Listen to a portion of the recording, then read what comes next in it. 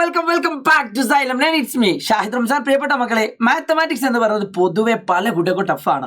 എന്നാൽ വളരെ കുറഞ്ഞ സമയം കൊണ്ട് തന്നെ ഒരു ചാപ്റ്റർ കംപ്ലീറ്റ് ആയിട്ട് പഠിക്കാൻ പോവാണ്. ഇത് നിങ്ങളുടെ ഓണം എക്സാമിന്, ക്രിസ്മസ് എക്സാമിന്, മോഡൽ എക്സാമിന്, പബ്ലിക് എക്സാമിനും ഒക്കെ ഏറ്റവും കൂടുതൽ മാർക്കിന് ചോദ്യം വരുന്ന ഒരു ചാപ്റ്റർ കൂടിയാണ് നമ്മുടെ ഫസ്റ്റ് ചാപ്റ്റർ ആയിട്ടുള്ള അരിത്മെറ്റിക് സീക്വൻസ് അഥവാ സമാന്തര ശ്രേണികൾ. വെറും 6 ചോദ്യങ്ങൾ മാത്രം ചെയ്തുകൊണ്ട് മുഴുവൻ കോൺസെപ്റ്റുകളും അതോടൊപ്പം തന്നെ മുഴുവൻ പ്രധാനപ്പെട്ട ചോദ്യങ്ങളും ഈ ഒറ്റ വീഡിയോ നമ്മൾ ഡിസ്കസ് ചെയ്യാൻ പോവാണ്. സോ വീഡിയോയിൽ പോകുന്നതിന് മുമ്പേ നിങ്ങൾ ആദ്യമായിട്ടാണ് ചാനൽ കാണുമെങ്കിൽ സബ്സ്ക്രൈബ് ചെയ്യാൻ മറക്കരുത്. എൻ്റെ പേര് ഷാഹിദ് റംസാൻ. പ്രിയപ്പെട്ട മക്കളെ, 1 by 1 ആയിട്ട് നമുക്ക് ചോദ്യത്തിലേക്ക് അടുക്കാം. ഏറ്റവും ആദ്യം തന്നെ സമാന്തര ശ്രേണിയുമായിട്ട് ബന്ധമില്ലാത്ത രീതിയിൽ ഒരു ചോദ്യം വേണമെങ്കിൽ നിങ്ങളോട് പരീക്ഷ ചോദിക്കാം. അഥവാ എന്താണ് ശ്രേണി, സീക്വൻസ് എന്ന രീതിയിലുള്ള ഒരു ചോദ്യമായിരിക്കും ഇത്. ചോദ്യം ഇങ്ങനെയാണ്: ഈ കാണുന്ന സീക്വൻസിൽ അഥവാ ശ്രേണിയിൽ, നമ്പർ സീക്വൻസ് എന്ന് മാത്രമേ പറഞ്ഞിട്ടുള്ളൂ, അരിത്മെറ്റിക് സീക്വൻസ് എന്ന് പറഞ്ഞിട്ടില്ല. ഇത് നിങ്ങളുടെ രീതിയിൽ ചോദ്യങ്ങൾ ചിലപ്പോൾ വന്നേക്കാം. അപ്പോൾ നമ്മളിവിടെ സാധ്യതയുള്ള എല്ലാ മോഡലും പറയുന്നുണ്ട്. അപ്പോൾ ഇത് കാണുമ്പോൾ നമുക്ക് മനസ്സിലാക്കാൻ ഇത് 1ന്റെ സ്ക്വയർ, ഇത് 2ന്റെ സ്ക്വയർ, ഇത് 3ന്റെ സ്ക്വയർ ആണ്. സോ സിമ്പിൾ ആയിട്ട് നമുക്ക് ഇതിന് ആൻസർ പറയാൻ പറ്റും. ദിസ് ഈസ് 4ന്റെ സ്ക്വയർ ആയിട്ടുള്ള 16 ആണ്. വളരെ ഈസി ആയിട്ട് ആൻസർ കിട്ടും. ഇതാണ് ഒന്ന്, ശ്രേണി എന്ത് അഥവാ സീക്വൻസ് എന്ത് എന്ന് പറയുന്ന ഒരു കോൺസെപ്റ്റ് ആണ് അവിടെ കാണിച്ചത്. എന്നാൽ രണ്ടാമത്തെ ടോപ്പിക് നന്നായിട്ട് റീഡ് ചെയ്യുക. അസേഷൻ ആൻഡ് റീസൺ മോഡൽ ചോദ്യം വന്നാൽ ഒന്ന്, നിങ്ങളുടെ സമയം ഒരുപാട് നഷ്ടപ്പെടും, പക്ഷെ നിങ്ങൾക്ക് കിട്ടുന്ന മാർക്ക് 1 ആയിരിക്കും. അതുകൊണ്ട് ഇത് നിങ്ങളുടെ പരീക്ഷയുടെ ഏറ്റവും ആദ്യത്തിൽ റീഡ് ചെയ്യാതിരിക്കുക. നിങ്ങൾ പരീക്ഷ നിങ്ങൾക്ക് ഏറ്റവും എളുപ്പമുള്ള എല്ലാ ചോദ്യങ്ങളും ചെയ്തതിന് ശേഷം ഈ കാണുന്ന ചോദ്യങ്ങൾ വായിക്കാൻ ശ്രമിക്കുക. പ്രിയപ്പെട്ട മക്കളെ, എങ്ങനെയാണ് ഇതിൻ്റെ ആൻസർ ചെയ്യുക? നമുക്ക് ഓരോ സ്റ്റേറ്റ്മെന്റ് വായിച്ചു നോക്കാം. ഇത് ചിലപ്പോൾ ഈ 2 സ്റ്റേറ്റ്മെന്റ് ശരിയാവാം, ഈ ഒന്നാമത്തെ റീസൺ ആയിരിക്കും രണ്ടാമത്തേത്, ചിലപ്പോൾ 2 തെറ്റാവാം, ചിലപ്പോൾ 1 ശരി 2 ശരി, പക്ഷേ ഇതിൻ്റെ കറക്റ്റ് റീസൺ അല്ല. അങ്ങനെ പല ഓപ്ഷനുകൾ ഇവിടെ തന്നിട്ടുണ്ട്. അത് ഏതാണ് നമുക്ക് കറക്റ്റ് ചൂസ് ചെയ്യേണ്ടതുണ്ട് മക്കളെ ശ്രദ്ധിച്ചോളൂ. If the sum of second and fifth term, വളരെ ഇമ്പോർട്ടൻ്റ് ഒരു കോൺസെപ്റ്റ് ആണ്. ഒരു സമാന്തര ശ്രേണിയുടെ 2ാം പദത്തിൻ്റെയും 5ാം പദത്തിൻ്റെയും തുക എന്ന് പറയുന്നത് 17 ആണ് എങ്കിൽ 3ാം പദത്തിൻ്റെയും 4ാം പദത്തിൻ്റെയും തുക എന്ന് പറയുന്നത് 17 ആയിരിക്കും എന്നാണ് പറയുന്നത്. ഇത് ടേം കണക്ഷൻ അഥവാ പദങ്ങൾ തമ്മിലുള്ള ബന്ധങ്ങളുമായി ബന്ധപ്പെട്ടുകൊണ്ട് വളരെ ഇമ്പോർട്ടൻ്റ് ഉള്ള ഒരു കാര്യമാണ് മക്കൾ. ഇത്ര ഉള്ളൂ സംഭവം. നമ്മൾ 2 ടേം എടുത്തിട്ട് ആഡ് ചെയ്യാമെന്ന് വിചാരിക്കാം. 2ൻ്റെ പൊസിഷൻ എടുക്കുക, പൊസിഷൻ സ്ഥാനം, അത് കൂട്ടുമ്പോൾ സെയിം ആണ് കിട്ടുന്നതെങ്കിൽ ഇവിടെയുള്ള ഉത്തരം എന്താണോ അത് തന്നെ ആയിരിക്കും ഇവിടെ ഉണ്ടാവുക. ഫോർ എക്സാമ്പിൾ ഇതേ കാര്യം ഉപയോഗിച്ച് വേണമെങ്കിൽ നമുക്ക് എന്ത് ചെയ്യാം, x6 + x1 എഴുതാം. ഇനി അല്ലെങ്കിൽ x1 + x6 വാട്ടെവർ. നോക്കിയാൽ മക്കളെ, 6ഉം 1 കൂട്ടി എത്രയാണ്? 7 ആണ്. എന്നാൽ നിങ്ങൾ ഒരിക്കലും ഇങ്ങനെ എഴുതരുത്, ഇത് തെറ്റാണ്. 13ന് 7 കുറച്ചാലും എത്രയാണ്? 2 5 7, 13 6 കുറച്ചാലും 6 ആണെന്നുള്ള മൈൻഡിൽ എഴുതരുത്. അത് വളരെ ഇമ്പോർട്ടൻ്റ് ആയിട്ട് മനസ്സിലാക്കി വെക്കാം. ഈ കാണുന്നതും തമ്മിൽ വ്യത്യാസമുണ്ട്. പ്ലസ് ആണെങ്കിൽ മാത്രമേ നമുക്ക് എന്ത് ചെയ്യാൻ പറ്റുള്ളൂ, ഇത് 17 ഇത് 17 ഇതും 17 എന്ന് പറയാൻ പറ്റുള്ളൂ, ഇത് 17 എന്ന് പറയാൻ പറ്റില്ല. പക്ഷെ ഇതെന്ത് പറയാനറിയോ, 2 പദങ്ങൾ തമ്മിലുള്ള ഡിഫറൻസ് എപ്പോഴും കോമൺ ഡിഫറൻസിൻ്റെ മൾട്ടിപ്പിൾ ആയിരിക്കും. അതായത് 13 6 വെച്ചാൽ 7 ആണെന്ന് നമുക്കറിയാം. അപ്പോൾ 7 × D ആയിരിക്കും എപ്പോഴും ആൻസർ ഉണ്ടാവുക. ഇത് രണ്ടൊന്നും മനസ്സിലാക്കിയ വളരെ ഇമ്പോർട്ടൻ്റ് കോൺസെപ്റ്റ് ആണ്. അപ്പോൾ 2 പദങ്ങൾ തമ്മിൽ ആഡ് ചെയ്യുന്ന സമയത്ത് അതിൻ്റെ പൊസിഷൻ തമ്മിൽ നോക്കുക. അതെല്ലാം ഈക്വൽ ആണെങ്കിൽ 2 + 5 7, 3 + 4 7, 6 + 1 7. അപ്പോൾ ഇതിൻ്റെയൊക്കെ ഉത്തരം എന്തായിരിക്കും? സെയിം ആയിരിക്കും. ഇവിടെ 17 ആണ്, എല്ലാം 17 ആയിരിക്കും. പക്ഷേ ഇതെന്തായിരിക്കും വരിക? 13 - 6 7 ഒക്കെ തന്നെയാണ്. പക്ഷേ നമ്മൾ എന്താ ചെയ്യേണ്ടത്? ഡിഫറൻസ് ആണെങ്കിൽ അത് 7 × D. ഏത് 2 പദങ്ങൾ തമ്മിലുള്ള വ്യത്യാസം എപ്പോഴും ഡിയുടെ മൾട്ടിപ്പിൾ ആയിരിക്കും. വളരെ ഇമ്പോർട്ടൻ്റ് ഉള്ള കോൺസെപ്റ്റാണ്. അപ്പോൾ ഈ ഒരു വീഡിയോയിൽ ഈ ചോദ്യങ്ങൾ മാത്രമല്ല ചെയ്യുന്നത്. ചിലപ്പോൾ ഈ ചോദ്യങ്ങളൊക്കെ നിങ്ങൾ കണ്ടതായിരിക്കും, പക്ഷേ അതിൻ്റെ കൂടെ ഞാൻ കുറേ അഡീഷണൽ പോയിന്റ് പറയുന്നുണ്ട്. അത് മിസ്സാക്കിയത്, അതിന് വേണ്ടിയിട്ടാണ് ഈ വീഡിയോ എടുക്കുന്നത്. ഒരു ചാപ്റ്റർ മുഴുവനായിട്ട് ഡീറ്റെയിൽ ആയിട്ടാണ് നമ്മൾ പഠിക്കാൻ പോകുന്നത്. സോ അത്രയും വൃത്തിയായിരിക്കും. നിങ്ങളുടെ ഏറ്റവും വിലപ്പെട്ട കമൻറ്റ് ഈ വീഡിയോ കണ്ടതിന് ശേഷം ഒന്ന് കമൻറ്റ് ചെയ്യുക. കാരണം ഞാൻ ഏറ്റവും കൂടുതൽ മോട്ടിവേറ്റ് ആവുന്നത് നിങ്ങളുടെ കമൻറ്റുകളിലൂടെയാണ്. രണ്ടാമത്തെ കാര്യം, ഒരു സമാന്തര ശ്രേണിയിൽ sum of 2 position is equal to the sum of other 2 position. അതായത് ഒരു സമാന്തര ശ്രേണിയുടെ 2 സ്ഥാനങ്ങൾ തമ്മിൽ കൂട്ടുമ്പോൾ 7 കിട്ടുന്നു, വേറെ 2 സ്ഥാനങ്ങൾ തമ്മിൽ കൂട്ടുമ്പോൾ 7 കിട്ടുന്നു എങ്കിൽ then sum of terms at each pair is the same. എങ്കിൽ ഇതിൻ്റെ സമ്മും എന്താണ്? സെയിം ആണ് എന്നാണ് പറഞ്ഞത്. കറക്റ്റാണ്. അത് തന്നെയല്ലേ ഞാൻ ഇതുവരെ എക്സ്പ്ലെയിൻ ചെയ്തത്. അപ്പോൾ നമുക്ക് എന്ത് പറയാൻ പറ്റും? 2 സ്റ്റേറ്റ്മെൻറ്റുകളും കറക്റ്റാണ്. ആൻഡ് സ്റ്റേറ്റ്മെൻറ്റ് 2 പറഞ്ഞതാണ് സ്റ്റേറ്റ്മെൻറ്റ് 1 ശരിയാവുള്ള reason. So both statements are true and statement 2 is the correct reason for statement 1. 2 പ്രസ്താവനകളും ശരിയാണ്. ആൻഡ് രണ്ടാമത്തെ പ്രസ്താവന ഒന്നാമത്തെ പ്രസ്താവനയുടെ കാരണമാണ്.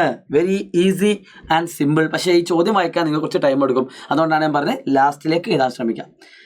നേരെ മൂന്നാമത്തെ ചോദ്യത്തിലേക്ക് കിടക്കുന്നത് വളരെ പ്രധാനപ്പെട്ട ചോദ്യമാണ്. ഒരു കാരണവശാലും മിസ് ചെയ്യരുത്.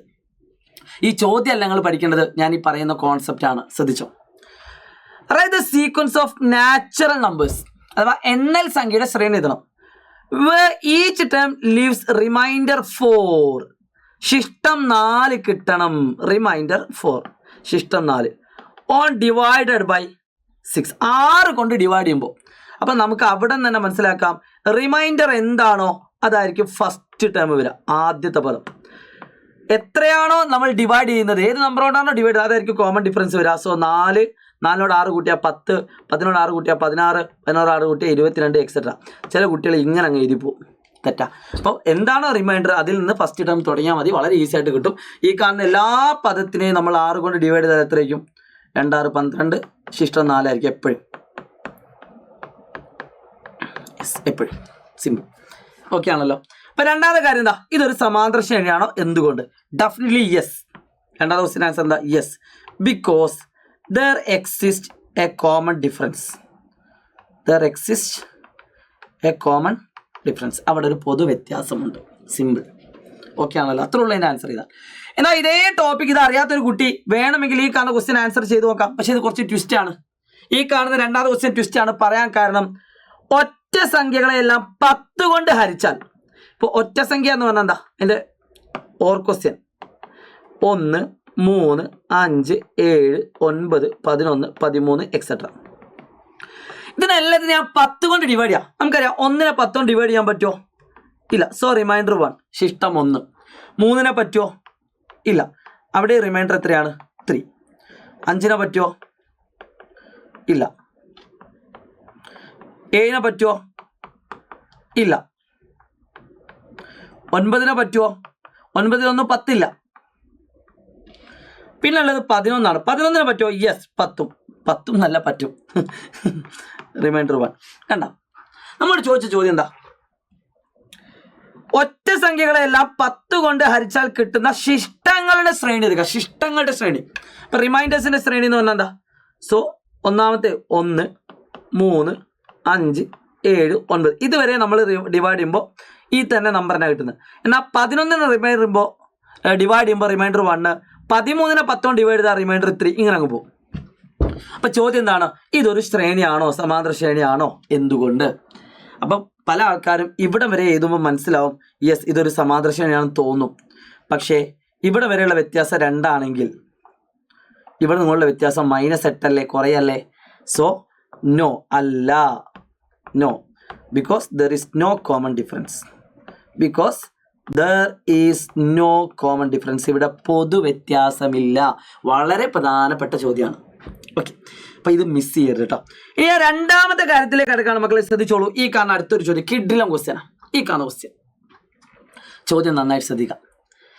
14 23 32 ഇതൊരു അരിത്മെറ്റിക് സീക്വൻസ് ആണ്, അഥവാ സമാന്തര ശ്രേണിയാണ്. ശ്രദ്ധിച്ചോ.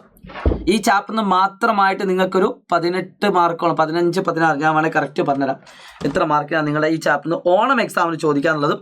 പബ്ലിക് എക്സാമിന് ഏകദേശം ഒരു 10 മാർക്കോളം ചോദിക്കാറുണ്ട്. ഓണം എക്സാമിന് ഈ ചാപ്റ്ററിന് വരുന്ന ചോദിക്കുന്ന മാർക്കിൻ്റെ എണ്ണം എന്ന് പറയുന്നത് 1 2 2 3 5 5 4 9 9 4 13 5 18 മാർക്കിനാണ് ഓൺ എക്സാമിന് ചോദിക്കുന്നത്. അപ്പം നിങ്ങളുടെ പബ്ലിക് എക്സാമിന് ഏകദേശം 10 മാർക്കോളം ഈ ചാപ്റ്ററിന് വരും. അത്ര ഇമ്പോർട്ടൻ്റ് ആണ്.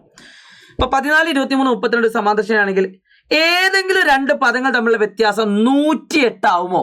ഞാൻ ഇതിന് ഫസ്റ്റിൽ പറഞ്ഞിട്ടുണ്ടായിരുന്നു, ഏത് 2 പദങ്ങൾ തമ്മിൽ നമ്മൾ വ്യത്യാസം എടുത്താലും അത് ഡീൻ്റെ മൾട്ടിപ്പിൾ ആയിരിക്കും.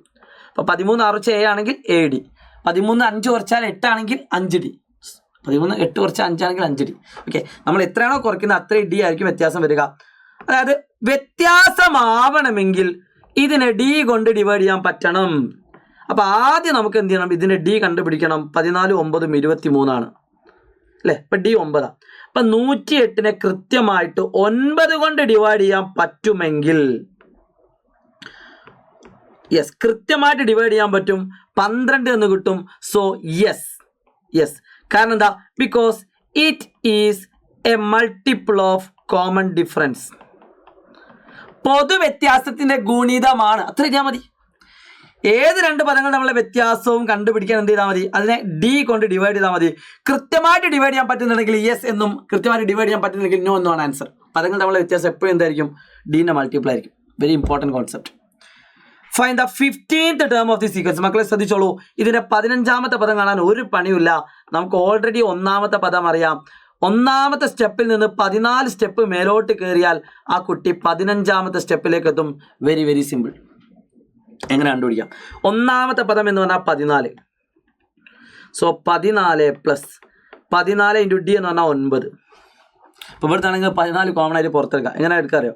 14 എങ്ങനെ കോമൺ ആയിട്ട് പുറത്തേക്ക്? ഇത് ചില ആൾക്കാർക്ക് അറിയില്ല കേട്ടോ. ചില ആൾക്കാർ എന്താ അറിയോ? 14 പ്ലസ് 14 ഇൻറ്റു 9 ചെയ്യും. അപ്പോൾ 136 കിട്ടും. 126 കിട്ടും. 126 14 150 കിട്ടും. ഓക്കെ, ഇതിൻ്റെ സിമ്പിൾ മെത്തേഡ് എന്ന് വെച്ചാൽ ഇവിടെയും 14 ഉണ്ട്, ഇവിടെയും 14 ഉണ്ട്. ഞാൻ 14 ഇവിടുന്ന് പുറത്തെടുത്താൽ ഇവിടെ 14 ഇൻറ്റു 1 അല്ലേ? അപ്പോൾ ഇവിടെ ഒരു 1 ബാക്കിയുണ്ടാവും.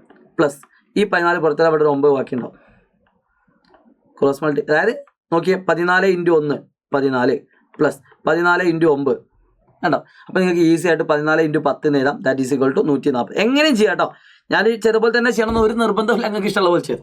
ഓക്കെ, ചില ആൾക്കാർക്ക് സാർ ഇത് മനസ്സിലായില്ല എന്ന് പറയും. പേടിക്കേണ്ട, നോർമലായിട്ട് മൾട്ടിപ്ലൈ ചെയ്തു. സിമ്പിൾ, കഴിഞ്ഞില്ല, പരിപാടി ചെയ്തില്ല. അടുത്ത ചോദ്യം, ഈ ശ്രേണിയിലെ എത്രാമത്തെ പദമാണ്? Very important.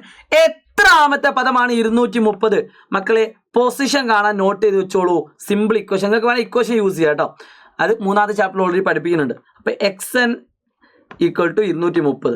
നമ്മുടെ എത്രാമത്തെ പദമാണ് 230 എന്നാണ് ചോദിച്ചത്. അപ്പോൾ N ആണ് ചോദിച്ചത്. N കാണാൻ ഒരു പണിയില്ല. അവസാന പദം മൈനസ് ആദ്യ പദം, അതാണ് മെത്തേഡ് കേട്ടോ. ലാസ്റ്റ് ടേമിൽ നിന്ന് ഫസ്റ്റ് ടേം അങ്ങ് കുറയ്ക്കാം എപ്പോഴും. എന്നിട്ട് അതിനെ D കൊണ്ട് ഡിവൈഡ് ചെയ്യാം. D എന്ന് പറഞ്ഞാൽ 9. എന്നിട്ട് അതിനോട് പ്ലസ് 1 ഇടാം. ഇത് വെരി ഇമ്പോർട്ടൻ്റ് ആണ്. ഇക്വേഷൻ എന്താണ്? XN minus X1 by D plus 1. എത്രാമത്തെ പദമാണ്? എത്ര പദങ്ങളുണ്ടെന്നൊക്കെ കാണാൻ, നമ്പർ ഓഫ് ടേംസ് കാണാനും പൊസിഷൻ ഓഫ് എ ടേം കാണാനൊക്കെ നമ്മൾ ഈ ഇക്വേഷൻ യൂസ് ചെയ്യും. Same equation. 230 14 കുറച്ച് എത്രയാ? That is 216. അതിൽ എത്ര 9 ഉണ്ട് നോക്കാം. 21 എത്ര 9 ഉണ്ട്? 2 9 18. അപ്പം 3 36 4 24. So 24 plus 1. കൂട്ടിയിൽ എന്തോ മിസ്റ്റേക്ക് ഉണ്ടോ നോക്കാം. So final answer is 25.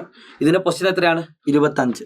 25ാമത്തെ ടേമാണ് 230.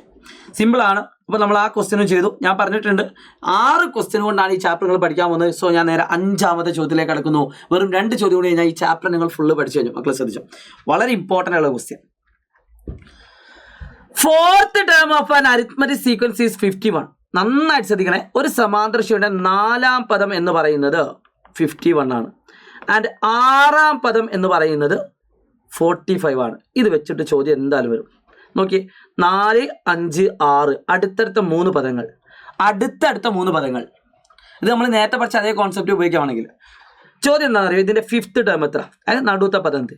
ഇത് കണ്ടുപിടിക്കാൻ 2 മെത്തേഡ് ഉണ്ട്. ഒന്ന് ഞാൻ സിമ്പിളായിട്ട് പറഞ്ഞുതരാം. അടുത്തടുത്ത 3 പദങ്ങളാണ് വന്നെങ്കിൽ 2 തവണ നടുവത്തെ പദം എന്ന് പറയുന്നത് ഫസ്റ്റ് ടേമിൻ്റെയും ലാസ്റ്റ് ടേമിൻ്റെയും സമ്മായിരിക്കും. 2 തവണ. ഇത് നിങ്ങൾക്ക് സിമ്പിളായിട്ട് ഇങ്ങനെ യൂസ് ചെയ്യാം. അതായത് അടുത്തടുത്ത 3 ടേമാണ് തന്നെങ്കിൽ ഇതന്നെ എങ്ങനെ യൂസ് ചെയ്യാം? നമുക്കറിയാം X5 അല്ലേ കാണാൻ പറഞ്ഞത്. X4ഉം X6ഉം കൂട്ടിയാൽ നമുക്കറിയാലോ. 4ഉം 6ഉം കൂട്ടിയാൽ എത്രടാ? 10. അപ്പോൾ 10 കിട്ടിയിരുന്ന എല്ലാത്തിനും ആൻസർ സെയിം ആയിരിക്കും. അപ്പോൾ X5നോട് എത്ര കൂട്ടണം? X5. ഇങ്ങനെ നിങ്ങൾ ചിന്തിക്കാം. അങ്ങനെയാണ് ഈ 2 X5 വന്ന് 2 സെയിം. പൊസിഷൻ തമ്മിൽ കൂട്ടി 4 6 10 5 5 10. അപ്പോൾ നമുക്ക് 2 X5 കാണാൻ എന്ത് ചെയ്താൽ മതി? 4 + 6 51 + 45 കണ്ടുപിടിച്ചാൽ മതി. അപ്പോൾ എത്ര കിട്ടും? 50 90 96. അപ്പോൾ ഇതിൻ്റെ ആൻസർ എത്രയായിരിക്കും? 2 X5 96 ആണെങ്കിൽ 1 X5 എത്രയായിരിക്കും? 96ൻ്റെ പകുതി 48. ഇനി ഇതിനേക്കാൾ സിമ്പിളായിട്ട് വഴി പറഞ്ഞിട്ടെ, ശ്രദ്ധിച്ചോളൂ. ഇതിനേക്കാൾ സിമ്പിളായിട്ട് വഴി പറഞ്ഞത് സെയിം ടോപ്പിക് തന്നെ. ഇതാണ് കോൺസെപ്റ്റ്. ഇനി ഫൂഫൂൻ്റെ ട്രിക്ക് ശ്രദ്ധിച്ചോ. 4ാമത്തെ പദം എത്രയാണ്? 51. 6ാമത്തെ പദം എത്രയാണ്? 45. മക്കളെ ഏറ്റവും സിമ്പിളായിട്ടുള്ള വഴി കാണിച്ചു തരാം. ഇങ്ങനെ ഏത് 2 പദങ്ങൾ കിട്ടിയാലും നമുക്കറിയാം 51 45 നമ്മളെ ബന്ധം എത്ര? 6 കുറയാണ്. 6 കുറയുന്നു. 4 6 നമ്മളെ മാറ്റം എത്രയാ? 2 കൂടുന്നു. അതായത് 4ാം പദം 6ാം പദമാണെങ്കിൽ 2D വരണം. അപ്പോൾ നിങ്ങൾക്ക് ഈ 2D എന്ന് ഇവിടെ എഴുതാം. 2D = -6. ഈ ഒരു ഐഡിയ നിങ്ങൾക്ക് വേണമെങ്കിൽ യൂസ് ചെയ്യാം. പദങ്ങൾ തമ്മിലുള്ള വ്യത്യാസം, പദങ്ങൾ തമ്മിലുള്ള വ്യത്യാസം എഴുതുക. സ്ഥാനങ്ങൾ തമ്മിലുള്ള വ്യത്യാസം എപ്പോഴും D ൻ്റെ മൾട്ടിപ്ലൈ ആയിരിക്കും. So 2D = -6. അപ്പോൾ നിങ്ങൾക്ക് D കിട്ടും. D = -6/2 that is 3. -3. അപ്പോൾ ഈ 51നോട് ഒരു -3 ചെയ്താൽ എന്ത് കിട്ടും? നടുവത്തെ പദം കിട്ടും, അടുത്ത പദം കിട്ടും. അപ്പോൾ ഈ രീതിയിൽ 3 മെത്തേഡിൽ നിങ്ങൾക്ക് എന്ത് ചെയ്യാം? ആൻസർ ചെയ്യാം. അടുത്തൊരു ചോദ്യത്തിലേക്ക് കിടക്കുന്നത് നന്നായിട്ട് ശ്രദ്ധിച്ചോ. What number is to be added to 5th term to get its first term. നല്ല രസമുള്ള ഒരു ക്വസ്റ്റ്യനാണ്. മലയാളിക്കാർ ശ്രദ്ധിച്ചോ. അഞ്ചാം പദത്തോട് ഏത് സംഖ്യ കൂട്ടിയാലാണ് ആദ്യ പദം ലഭിക്കുക? അഞ്ചാം പദത്തിനോട് ഏത് സംഖ്യ കൂട്ടിയാലാണ് ആദ്യ പദം കിട്ടുക? അപ്പോൾ ആദ്യ പദമാണ് കിട്ടേണ്ടത്, ഫസ്റ്റ് ടേം. അത് കിട്ടണമെങ്കിൽ എന്ത് ചെയ്യണം? അഞ്ചാം പദത്തിൽ നിന്ന് 4D കുറയ്ക്കണം അല്ലേ? 4D കുറയ്ക്കണം, എന്നാലാണ് ഒന്നാമത്തെ പദം കിട്ടുക. അത് x5 - x1 പറഞ്ഞാൽ 4D അല്ലേ? ഈ പദങ്ങൾ തമ്മിലുള്ള വ്യത്യാസം. അപ്പോൾ -x1 അങ്ങോട്ടുണ്ടാൽ +x1 +4D കൊണ്ടുവന്നാൽ മൈനസ്. അതാണ് ഇവിടെ ഇത്. അഞ്ചാം പദത്തിൽ നിന്ന് 4 സ്റ്റെപ്പ് താഴോട്ട് ഇറങ്ങിയാൽ ഒന്നാം പദത്തിലെത്തും, ഒന്നാം സ്റ്റെപ്പിലെത്തും. അപ്പം അഞ്ചാം പദം എന്ന് പറഞ്ഞാൽ നമുക്കറിയില്ല. അപ്പം അതിന് 4D കുറയ്ക്കണം. അപ്പം -D എന്ന് പറഞ്ഞാൽ നമ്മൾ കണ്ടുപിടിച്ചു -3 ആണ്. സോ -4 × 3. ഈ കാണുന്ന മൈനസാണ് ഈ എഴുതിയത്, ഈ കാണുന്ന മൈനസ് ഇവിടെയുള്ള മൈനസാണ്. Okay, -4 × 3 so 12. അപ്പം അഞ്ചാം പദത്തിനോട് 12 കൂട്ടിയാൽ ഒന്നാം പദം കിട്ടും. അതായത് നിങ്ങൾക്ക് വേണമെങ്കിൽ അഞ്ചാം പദമായിട്ടുള്ള 48നോട് 12 കൂട്ടിയാൽ ഒന്നാം പദം കിട്ടും. 60 ആയിരിക്കും ഒന്നാമത്തെ പദം. Okay, easy peasy. മക്കളെ ശ്രദ്ധിച്ചോ. അപ്പോൾ അത് നല്ലൊരു ക്വസ്റ്റ്യൻ ആണ്. അടുത്ത question, write the first 3 terms of the sequence. Simple. First 3 terms കാണാൻ ഒരു പണിയില്ല. ഒന്നാം പദം നമ്മൾ കണ്ടുപിടിച്ചു അല്ലേ? ഒന്നാം പദം എന്ന് പറഞ്ഞാൽ അഞ്ചാം പദത്തിനോട് 12 കൂട്ടാം. അപ്പോൾ ഒന്നാം പദം 60 ആണ്. Common difference 3 കുറയാണ്. അപ്പോൾ 60, 57, 54 ഇങ്ങനെ അങ്ങ് പോകും. അപ്പോൾ ഇതിന് നാലാമത്തെ പദം 51 മനസ്സിലാക്കാം. ഇത്രേ ഉള്ളൂ സംഭവം. അപ്പോൾ ഇത് നല്ല രസമുള്ളൊരു ക്വസ്റ്റ്യൻ ആണ്, ഒരു വെറൈറ്റി ക്വസ്റ്റ്യൻ ആണ്. നിങ്ങൾ മാക്സിമം എന്ത് ചെയ്യുക? പ്രാക്ടീസ് ചെയ്യുക. എന്നാൽ ഈ കാണുന്ന അഞ്ചാമത്തെ ക്വസ്റ്റ്യനിൽ A ക്വസ്റ്റ്യൻ കഴിഞ്ഞിട്ട് B ക്വസ്റ്റ്യൻ ഉണ്ട്. അതൊരു പക്ക A+ ക്വസ്റ്റ്യൻ ആണ്. പക്ക A+ ക്വസ്റ്റ്യൻ, B ക്വസ്റ്റ്യൻ. നന്നായിട്ട് ശ്രദ്ധിച്ചോ മക്കളെ. ചോദ്യം ഇങ്ങനെയാണ്. ഈ രീതിയിലൊരു ചോദ്യം പരീക്ഷയ്ക്ക് വന്നിരിക്കും, വെറുതെ പറയല്ല, അത്ര ഇമ്പോർട്ടൻ്റ് ടോപ്പിക്കാണ്. ഒരു സമാന്തര, അതായത് എങ്ങനെ ചോദ്യം വെച്ചാൽ ആദ്യത്തെ ഒറ്റ സംഖ്യകളുടെ തുകയും ഇരട്ട സംഖ്യകളുടെ തുകയും ഇങ്ങനെ കോമ്പിനേഷൻ വെച്ചാൽ ചെയ്യാം. ഇത്ര ടേം, അത് ഈ ഓഡ് നമ്പറും അതിനുശേഷമുള്ള കുറച്ച് ഈവൻ നമ്പറിൻ്റെ സമ്മ് തന്നിട്ട് ഒരു അരിത്മെറ്റിക് സീക്വൻസിൻ്റെ ആദ്യത്തെ 7 പദങ്ങളുടെ തുക 113. വെരി ഇമ്പോർട്ടൻ്റ്, ശ്രദ്ധിച്ചു വെച്ചോ. A+ ക്വസ്റ്റ്യനാണ്, പെട്ടെന്ന് മനസ്സിലാവില്ല, കേട്ടിരുന്നു. ആൻഡ് ആദ്യത്തെ 14 പദങ്ങളുടെ തുക 511. ഇങ്ങനെ വന്നാൽ എങ്ങനെയാ ചെയ്യാൻ നോക്കാം. അത് ഓഡ് നമ്പർ തന്നു, ഈവൻ നമ്പറും തന്നു. അതിപ്പോൾ രണ്ടും എങ്ങനെയാലും കുഴപ്പമൊന്നുമില്ല കേട്ടോ, ശ്രദ്ധിച്ചോ. ഇതിൽ എല്ലാവരും മനസ്സിലാക്കേണ്ട വളരെ പ്രധാനപ്പെട്ട ഒരു ഇക്വേഷൻ ഉണ്ട്. നമ്പർ ഓഫ് ടേംസ് ഓഡ് ആണെങ്കിൽ, ഒറ്റ സംഖ്യ ആണെങ്കിൽ, ഇപ്പോൾ 5 വിരലുകളുണ്ട്, അപ്പോൾ നടുവിൽ ഒരാളുണ്ടാവും. 6 വിരലുണ്ടെങ്കിൽ നടുവിൽ ആളുണ്ടാവോ? 3 എണ്ണം ഇവിടെ 3 നടുവിൽ ആളുണ്ടാവോ? ഇല്ല. അപ്പോൾ ഓഡ് നമ്പർ ആണെങ്കിൽ ഉറപ്പായിട്ട് നടുവിൽ ആളുണ്ടാവും. എങ്ങനെ കണ്ടുപിടിക്കാം? ആ 7നോട് 1 കൂട്ടുക 8, അതിൻ്റെ പകുതി ആയിരിക്കും നടുവിലുണ്ടാവുക, ആ നാലാമത്തെ. അപ്പോൾ നിങ്ങളൊക്കെ പഠിച്ചൊരു ഇക്വേഷൻ അല്ലേ, പഠിച്ചോ ഇമ്പോർട്ടൻ്റ് ഇക്വേഷൻ. സം എന്ന് പറഞ്ഞാൽ middle term into total number of terms ആണ്. എപ്പോൾ? n ഓഡ് നമ്പർ ആകുമ്പോൾ. അത് കുറച്ച് ഒറ്റ സംഖ്യകളുടെ ശ്രേണിയുടെ തുക, നമ്പർ ഓഫ് ടേംസ് ഒറ്റ സംഖ്യ. 7 പദങ്ങൾ, ടോട്ടൽ 7 പദങ്ങൾ ഉണ്ടാവുക, ടോട്ടൽ 9 പദങ്ങൾ ഉണ്ടാവുക, ടോട്ടൽ 5 പദങ്ങൾ ഉണ്ടാവുക. അങ്ങനെ ഒറ്റ സംഖ്യ വരുന്ന സമയത്ത് അതിൻ്റെ മിഡിൽ ടേം, ഇപ്പോൾ 5 ടേം, ഇപ്പോൾ ഞാനിപ്പോൾ 10, 11, 12, 13, 14 ഈ 5 ടേമാണ് എടുത്തെങ്കിൽ നടുവിലെ ടേം 10, 11, 12 ആയിരിക്കും. 12ാമത്തെ ടേം ആയിരിക്കും. അപ്പോൾ അതിൻ്റെ മിഡിൽ ടേം ഇൻറ്റു ടോട്ടൽ എത്ര ടേമാണോ ഉള്ളത്. അപ്പോൾ ഇതിൽ തന്നെ നമുക്ക് മിഡിൽ ടേമിൻ്റെ ഇക്വേഷൻ കണ്ടെത്താൻ പറ്റും. തുക ബൈ എണ്ണം. വെരി ഇമ്പോർട്ടൻറ്റ്, തുക ബൈ എണ്ണം. അപ്പോൾ നിങ്ങൾക്ക് ഇവിടെ നിന്ന് എന്ത് കണ്ടുപിടിക്കാം? x4 കാണാൻ ഒരു പണിയില്ല. അതിൻ്റെ സം എന്ന് പറഞ്ഞാൽ 133, എണ്ണം എന്ന് പറഞ്ഞാൽ 7. അപ്പോൾ കോൺസെപ്റ്റ് അറിയാത്ത കുട്ടിക്ക് വേണമെങ്കിൽ മാർക്ക് കിട്ടും. 133/7 ചെയ്താൽ മതി. 133 എത്ര ഉണ്ടടാ? 1 7 14, 63 9 63 19. സോ നോക്കിക്കോ, വേണം നോക്കിക്കോ. നാലാമത്തെ പദം കണ്ടുപിടിക്കാനൊക്കെ ഒരു ചോദ്യം ഉണ്ടാവുക. എന്തുകൊണ്ടാണ് നാലാമത്തെ പദം തന്നെ ചോദിച്ചത്? കാരണം നാലാമത്തെ പദം ഇതിൻ്റെ മിഡിൽ ടേം ആണ്. ഇത് A+ ക്വസ്റ്റ്യൻ ആണ്. അടുത്ത ചോദ്യം ശ്രദ്ധിക്കുക. ഇതിൻ്റെ 11ാം പദം ഒരു കിടിലൻ ക്വസ്റ്റ്യനാണ്. അതിന് 2 ലോജിക് ഉണ്ട്. 11ാമത്തെ പദം. അപ്പോൾ നിങ്ങൾക്ക് വേണമെങ്കിൽ എന്ത് ചെയ്യാം? ഇവിടെ S14 തന്നിട്ടുണ്ട്. ഈവൻ നമ്പർ ആണെങ്കിൽ അതിൻ്റെ അർത്ഥം എന്താണെന്ന് അറിയോ? അവിടെ നേരെ പകുതി ജോഡികൾ ഈസി ആയിട്ട് കണ്ടുപിടിക്കാൻ പറ്റും. 14 പദങ്ങൾ ഉണ്ടെങ്കിൽ അവിടെ 7 ജോഡികൾ ഉണ്ടാവും. 1 14, 2 13 അങ്ങനെ വെച്ചിട്ട് ആദ്യ പദം പ്ലസ് അവസാന പദം ഇതായിരിക്കും ഇതിൻ്റെ ഇക്വേഷൻ. ആദ്യ പദം പ്ലസ് അവസാന പദം. ഇത് എത്രയാണ് തന്നിട്ടുണ്ട്? 511 തന്നിട്ടുണ്ട്. ആദ്യത്തെ 14 പദങ്ങളുടെ തുക എത്രയാണ്? 511. അപ്പോൾ ഇത് ഉപയോഗിച്ച് നമുക്ക് എങ്ങനെ ആൻസർ ചെയ്യാം? 14 പറഞ്ഞാൽ 7, 14 7 x1 plus X 14 equal to 511. അപ്പോൾ ഒന്നാം പദവും 14-ാം പദം കൂട്ടി എത്ര കിട്ടും? 511/7 കിട്ടും. 514 ഏടാ 10 7 5 7 5 35 6 7 42 8 40 8 64 8 49 7 49 21 3 73 അല്ലേ കിട്ടാൻ നോക്കിയേ. 73 7 49 490 3 21 യെസ് 73 കിട്ടും. ഈസി. എന്നാൽ ഇവിടെ ചോദിച്ച ചോദ്യം എന്താ? ഇതിന്റെ 14-ാം പദമാണോ 11-ാം പദമാണോ കാണാൻ പറഞ്ഞത്? 11-ാം പദം. ഇവിടെ എവിടെയെങ്കിലും 11-ആയിട്ട് ബന്ധപ്പെട്ട് എന്തെങ്കിലും തന്നിട്ടുണ്ടോ നേരിട്ട്? ഇല്ല. അപ്പൊ എങ്ങനെയായിരിക്കും ഈ കാണുന്ന ക്വസ്റ്റ്യൻ ആൻസർ ചെയ്യുക? ശ്രദ്ധിച്ചോ. അപ്പൊ നമുക്ക് എല്ലാവർക്കും അറിയുന്ന ഒരു കാര്യമാണ്, 1-ാം പദവും 14-ാം പദം കൂട്ടിയാൽ എത്ര നമുക്കറിയാം. എത്രയാണ്? 73. അതായത് 1ഉം 14 കൂട്ടിയാൽ 15. അപ്പൊ നിങ്ങൾ നോക്കി, ഓൾറെഡി നമ്മൾ ഏത് പദം കണ്ടുപിടിച്ചിട്ടുണ്ട്? 4-ാം പദം. അപ്പൊ 4-ാം പദത്തിനോട് ഏത് സംഖ്യ കൂട്ടിയാലാണ് 73 കിട്ടുക? 4-ാം പദത്തിനോട് ഏത് സംഖ്യ കൂട്ടിയാലാണ് 73 കിട്ടുക? 11-ാം പദം അല്ലേ? നോക്കിയേ, 1ഉം 14 15, 4ഉം 11 15. ഓക്കെ. അപ്പം ഈ കാണുന്ന 11-ാം പദം കാണാൻ ഒരു പണിയുമില്ല. 73 4-ാം പദം കുറച്ചാൽ മതി. 4-ാം പദം ഓൾറെഡി നമ്മൾ കണ്ടുപിടിച്ചു, ദാറ്റ് ഈസ് 19 ആണ്. അപ്പോൾ 73 19 കുറച്ചാൽ എത്രയാ? 73 19 കുറച്ചാൽ 54. 54 63 54 കിട്ടും. നല്ല ലെവലുള്ള ക്വസ്റ്റ്യൻ അല്ലേ? ഈ രീതിയിൽ ചോദ്യം നിങ്ങൾക്ക് ഭയങ്കരമായിട്ട് പ്രതീക്ഷിക്കാം. ഓക്കെ. ഇതല്ലാതെ മറ്റൊരു സിമ്പിൾ ലോജിക് കൂടി പറഞ്ഞുതരാം. ഇത്രേ ഉള്ളൂ. ആദ്യത്തെ 7 പദങ്ങളുടെ തുക എന്ന് പറഞ്ഞാൽ എത്രയാണ്? ഒരു ലോജിക്കാണ് 133 അല്ലേ? ആദ്യത്തെ 14 പദങ്ങളുടെ തുക 511. അപ്പം നിങ്ങൾക്ക് അതിൽ നിന്ന് എന്ത് കിട്ടും? ഇത്രയും ഭാഗത്തിൻ്റെ സമ്മ് കിട്ടും. എങ്ങനെ കണ്ടുപിടിക്കുക? 511 113 കുറച്ചാൽ മതി. എത്ര കിട്ടാ? 113 511 11 500 113 കഴിയും 140. അപ്പോൾ 67 67 ചെയ്യുമ്പോൾ 200 67 300 367 368 378 ഐ തിങ്ക് സോ അല്ല 378 വരില്ലേ? 111 113 കുറച്ചാൽ എത്രയാ? കുറച്ചാൽ 8. യെസ് റെഡി ആണല്ലോ. 6 368 3 11 378 68 378 പ്ലസ് 113 എത്രയാടാ? 1 371 റെഡിയാ 378. അപ്പം നിങ്ങൾക്ക് ഇവിടെ നിങ്ങൾക്ക് 378 എന്ന് കിട്ടും. 378 അല്ലേ? കുറയ്ക്കാനൊക്കെ എന്തൊരു പണിയല്ലേ? 378 കിട്ടും. നിങ്ങൾ നോക്കിയേ, ഈ 378 എവിടുത്തെ നമ്പറാ? ഇവിടെ നിന്ന് ഇങ്ങോട്ടുള്ളതല്ലേ?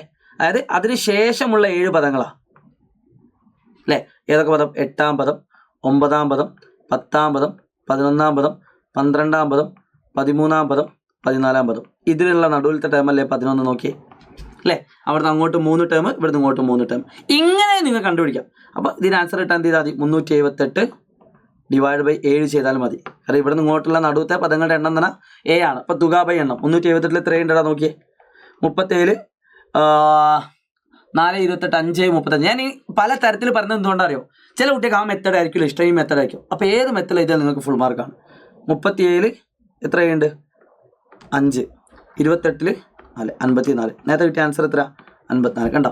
അപ്പോൾ ഏത് രീതിയിൽ ആൻസർ ചെയ്താലും നിങ്ങൾക്ക് കിട്ടുന്ന ഫൈനൽ ആൻസർ എന്തായിരിക്കും? സെയിം ആയിരിക്കും. അപ്പോൾ ആ രീതിയിൽ നിങ്ങൾ ആൻസർ ചെയ്യുക. ഇത് ഓർ മെത്തേഡാണ്.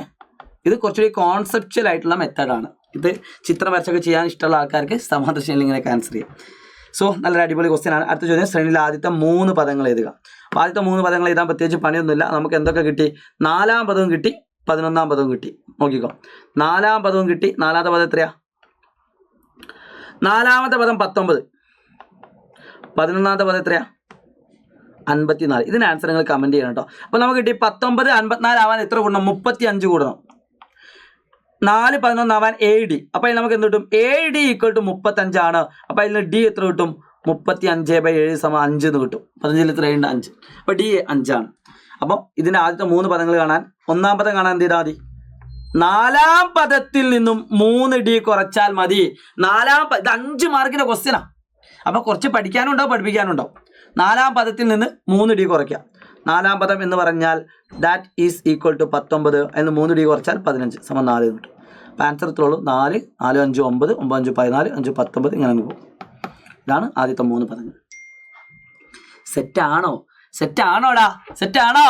Yes yes yes. So I hope it is clear? അപ്പോൾ എല്ലാവരും നോട്ട് ചെയ്ത് വെക്കുക. ആൻഡ് ലാസ്റ്റ് ആൻഡ് ഫൈനൽ ഒറ്റ ക്വസ്റ്റ്യൻ ചെയ്താൽ ഈ ചാപ്റ്ററിലെ മുഴുവൻ കോൺസെപ്റ്റുകൾ കഴിഞ്ഞു. വളരെ ഇമ്പോർട്ടൻ്റ് ഒരു ക്വസ്റ്റ്യൻ, വളരെ ഇമ്പോർട്ടൻ്റ് ഉള്ള ക്വസ്റ്റ്യൻ. ഇപ്രാവശ്യത്തെ നമ്മുടെ ടെക്സ്റ്റ് ബുക്കുകളൊക്കെ മാറിയതിന് ശേഷം വന്നൊരു കോൺസെപ്റ്റാണ് ഈ question. 5th term of an arithmetic sequence is 42. ഒരു സമാന്തര ശ്രേണിയുടെ 5ാം പദം എന്ന് പറയുന്നത് 42 ആണ്. വെരി ഇമ്പോർട്ടൻറ്റ് മോഡലാണ്. 8ാം പദം എന്ന് പറയുന്നത് 62. 8ാം പദം എന്ന് പറയുന്നത് 62. നന്നായിട്ട് ശ്രദ്ധിച്ചോ. നമ്മൾ ആദ്യം ഇതിൽ 2ാം പദം എത്ര? അത് കാണാൻ ഒരു സിമ്പിൾ മെത്തേഡ് നോക്കിയേ. 5നോട് 3 കൂട്ടിയാൽ 8. അപ്പോൾ 3 കുറച്ചാൽ എത്ര? 2. അപ്പോൾ ഇതിൻ്റെ പാറ്റേൺ നോക്കിക്കേ. 42 62 ആവാൻ എത്ര കൂടുന്നു? 20. അപ്പോൾ ഇവിടെയും 20 കൂടിയിട്ടായിരിക്കും ഇവിടെ വന്നിട്ടുണ്ടാവുക. അപ്പോൾ ഇങ്ങോട്ട് 20 ആണെങ്കിൽ ഇങ്ങോട്ട് 20 കുറയും. അതായത് 42 20. അപ്പോൾ ഇവിടുന്ന് മനസ്സിലാക്കാൻ പറ്റും 5 3 3D = 20 കിട്ടും അല്ലേ? അപ്പോൾ 5ാം പദത്തിൽ നിന്ന് 3D കുറച്ചാൽ 2ാം പദമാണ്. 5ാം പദത്തിൽ നിന്ന് 3D കുറച്ചാൽ 2ാം പദം. അപ്പോൾ 5ാം പദം 42. അതിൽ നിന്ന് D കുറച്ചാൽ 20 കുറച്ചാൽ 2ാം പദം. 22 കിട്ടും. 42 20 കുറച്ചാൽ 22. അതാണ് ഈ പറഞ്ഞ ഐഡിയ. ഇതുപോലെ കറക്റ്റ് D = നമുക്ക് 20/3 എന്നാണ് കിട്ടുക. നമുക്ക് അത്ര ഈസി ആയിട്ട് കണ്ടുപിടിക്കാൻ പറ്റില്ല സാധാ പോലെ. അപ്പോൾ ഇങ്ങനത്തെ ക്വസ്റ്റ്യനുകളിൽ മിക്കവാറും കണക്ഷൻ ഉണ്ടാവും. ആ കണക്ഷൻ മനസ്സിലാക്കിയാൽ മതി. എല്ലാം 3 കൂടിക്കൊണ്ടിരിക്കുകയാണ്. ഇതേപോലെ അടുത്തൊരു ക്വസ്റ്റ്യൻ നോക്കുക. ഇതിൻ്റെ 14ാം പദത്തിൻ്റെ തുക എത്ര? 14ാം പദം തുക അല്ല, 14ാം പദം എത്ര? അപ്പോൾ നമുക്കറിയാം 11ാം പദമാണ് ഈസി ആയിട്ട് കിട്ടിയല്ലേ. 2 3 5 5 3 8 8 3 11 11 3 14. അപ്പോൾ ആ ഒരു ഐഡിയ ആണ് അതിലുള്ളത്. സോ ഇത് നമുക്ക് 11ാം പദം കിട്ടും. വീണ്ടും 20 കൂട്ടിയാൽ മതി. 14ാം പദം കിട്ടും. വീണ്ടും 20 കൂട്ടുക. ഇതാണ് ഐഡിയ. 102 കിട്ടും. എത്ര ഉള്ളു കഴിഞ്ഞു. ഇത് 5 മാർക്കിൻ്റെ ക്വസ്റ്റ്യൻ ആണ്. 5 4 മാർക്കിൻ്റെ ക്വസ്റ്റ്യൻ ആണ്. മക്കൾ ശ്രദ്ധിച്ചോ. അടുത്തത് ആദ്യത്തെ 18 പദങ്ങളുടെ തുക കാണാൻ നിർബന്ധമായിട്ടും നിങ്ങളുടെ ഏറ്റവും വിലപ്പെട്ട കമൻറ്റ് നിങ്ങൾ കമൻറ്റ് ബോക്സിൽ രേഖപ്പെടുത്തണം. വെറും 28 മിനിറ്റ് അല്ലെങ്കിൽ 30 മിനിറ്റോളം എടുക്കുന്ന ഒരു വീഡിയോയിലാണ് നിങ്ങൾ ഈ ഒരു ചാപ്റ്റർ മുഴുവനായിട്ടും പഠിക്കുന്നത്. അത് വെറും ചോദ്യങ്ങളല്ല, നിങ്ങൾ ഈ ചോദ്യങ്ങളൊക്കെ ചെയ്ത ആൾക്കാരായിരിക്കും. പക്ഷേ വ്യത്യസ്തമായിട്ട് എങ്ങനെ ചിന്തിക്കാമെന്നൊക്കെ പറഞ്ഞിട്ടുണ്ട്. നിങ്ങൾക്ക് എത്രത്തോളം ഹെൽപ്ഫുള്ളായി. പിന്നെ A+ ക്വസ്റ്റ്യൻസ് ഒക്കെ വീണ്ടും പ്രാക്ടീസ് ചെയ്യാൻ ശ്രമിക്കുക കേട്ടോ. എന്നെപ്പോലെ ആവരുത് നിങ്ങൾ എന്ന് വിചാരിച്ചത് കൊണ്ടാണ് ഞാൻ ഇങ്ങനെയൊക്കെ വീഡിയോ ഇടുന്നത്. 10ാം ക്ലാസ് ഞാൻ പഠിക്കുന്ന സമയത്ത് എനിക്ക് ആരെങ്കിലുമൊക്കെ കുറച്ചും കൂടി പറഞ്ഞു തന്നാൽ മതിയായിരുന്നു എന്നൊക്കെ ഞാൻ പലപ്പോഴും വിചാരിച്ചിട്ടുണ്ട്. എനിക്ക് ആരെങ്കിലും ഒന്ന് ഇത് മനസ്സിലാക്കി തന്നാൽ മതിയായിരുന്നു ഞാൻ പലപ്പോഴും വിചാരിച്ചിട്ടുണ്ട്. അതുകൊണ്ടാണ് ഇത്രയും റിസ്ക് എടുത്തിട്ട് നിങ്ങളുടെ മുന്നിലേക്ക് വീഡിയോ ആയിട്ട് വരുന്നത്. അതിനുള്ള ഹെൽപ്ഫുൾ ആയിട്ടുള്ള കാര്യം നിങ്ങൾക്ക് കിട്ടണം. നിങ്ങൾ മാത്രമല്ല, കേരളത്തിലൂട്ടന്നുള്ള ഒരുപാട് വിദ്യാർത്ഥികളുണ്ട്. അവർക്കൊക്കെ വീഡിയോ ഒന്ന് അയച്ചു കൊടുക്കണം. കാരണം നിങ്ങൾ അയച്ചു കൊടുക്കുന്നതിൽ നിങ്ങൾക്ക് ആകെ നഷ്ടപ്പെടുന്നത് ഒരു ഇത്തിരി സമയം, 3 സെക്കൻഡാണ്. ഒരു പക്ഷേ ആ കുട്ടി അത് കാണുകയാണെങ്കിൽ ആ കുട്ടി കിട്ടാൻ പോകുന്ന ഒരു പക്ഷേ ആ കുട്ടിയുടെ ലൈഫിൽ തന്നെ ഏറ്റവും കിട്ടുന്ന ഒരു മികച്ചൊരു അച്ചീവ്മെൻ്റ് ആയിരിക്കും. അത് നിങ്ങളാണ് കാരണമെങ്കിൽ അതിലും വലിയ സന്തോഷമൊന്നുമില്ല അല്ലേ? നിങ്ങൾ ആലോചിച്ചൊക്കെ ഒരു കുട്ടി ഞാൻ പഠിപ്പിച്ചത് കൊണ്ട് A+ വാങ്ങി, അല്ലെങ്കിൽ ഞങ്ങൾ പഠിപ്പിച്ചതുകൊണ്ട് A+ വാങ്ങി എന്ന് പറയുമ്പോൾ നമുക്ക് കിട്ടുന്ന ഒരു ഫീലില്ലേ, അത് നിങ്ങൾക്കും കിട്ടും. നിങ്ങൾ ഷെയർ ചെയ്തുകൊണ്ടാണ് ഒരു കുട്ടി പഠിക്കണമെങ്കിലോ. ഞാൻ ഷെയർ ചെയ്യാൻ വേണ്ടി പറഞ്ഞല്ല, പക്ഷേ അതും ഒരു സത്യമാണ്. നിങ്ങൾ കാരണം ഒരാൾ പഠിക്കുകയാണെങ്കിൽ നല്ലതാണ്. അപ്പോൾ ആദ്യത്തെ 18 പദങ്ങളുടെ തുക കാണാൻ നിങ്ങൾക്ക് എല്ലാവർക്കും അറിയാം. 18 ആണെങ്കിൽ അവിടെ 9 ജോഡികളുണ്ടാവും. എന്നിട്ട് ആദ്യ പദം പ്ലസ് അവസാന പദമാണ് നമ്മൾ ചെയ്യാറുള്ളത് അല്ലേ? n/2 × x1 + xn. മക്കളെ നന്നായിട്ട് ശ്രദ്ധിച്ചേ. 18/2 എന്ന് പറഞ്ഞാൽ എത്രയാ? 9. x1 + x18 തന്നിട്ടില്ല. ഈ ക്വസ്റ്റ്യനിൽ എവിടെ x1 x18 ഇല്ല. പക്ഷെ നമുക്കറിയാം 1ഉം 18ഉം കൂട്ടിയാൽ 19 ആണ്. നേരത്തെ ചെയ്ത അതേ മെത്തേഡ്. 1ഉം 18ഉം കൂട്ടിയാൽ 19. അപ്പോൾ ഇതിൽ എവിടെയെങ്കിലും 2 പദങ്ങൾ കൂട്ടിയാൽ 19 കിട്ടുമോ? സൂക്ഷിച്ച് നോക്കിയേ. 5ാം പദവും 14ാം പദവും കൂട്ടിയാൽ എത്രയാണ്? 19 ആണ്. അപ്പോൾ ഇത് രണ്ടും സെയിം ആണ്. നമ്മൾ ഇത് സെയിം ആണ്. സോ ഇതിന് ആൻസർ എന്ത് കിട്ടടാ? 9 × 5ാം പദം എന്ന് പറഞ്ഞാൽ 42 ആൻഡ് അടുത്ത പദം എന്ന് പറഞ്ഞാൽ 102. രണ്ടും കൂടിയും കൂട്ടി എത്ര കിട്ടും? 9 × 144.